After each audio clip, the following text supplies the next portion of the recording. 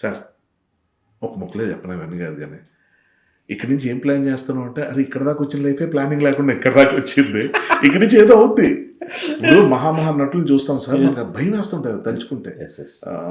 సావిత్రి గారు అలా ఫినాన్షియల్గా దెబ్బతిన్న స్టార్స్ని చూస్తే ఓ అలాగే నేను అయిపోతున్నానా, నేనేమో చేసుకోలేకపోతున్నానా అంటే తెలీదు.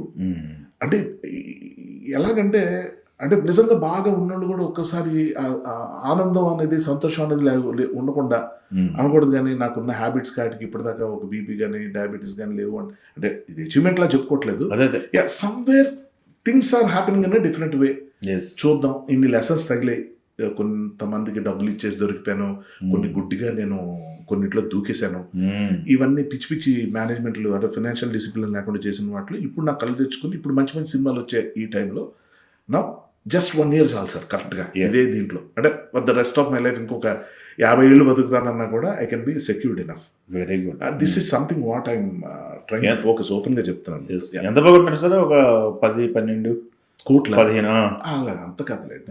నా సంపాదనే చాలా తక్కువ. అంటే నేను చేసేది మీరు నోటీస్ చేస్తే చాలా క్వాలిటీ ప్రోడక్ట్స్ అంటే చాలా లిమిటెడ్ ఫిల్మ్స్ ఉంటాయండి. అవును, 2020 నుంచి ఎక్కువ ఉన్నాయి నెంబర్ ఆఫ్ ఫిల్మ్స్ సంవత్సరానికి. అంతే 18 నుంచి లిటిల్ మోర్ ప్రిసైజ్.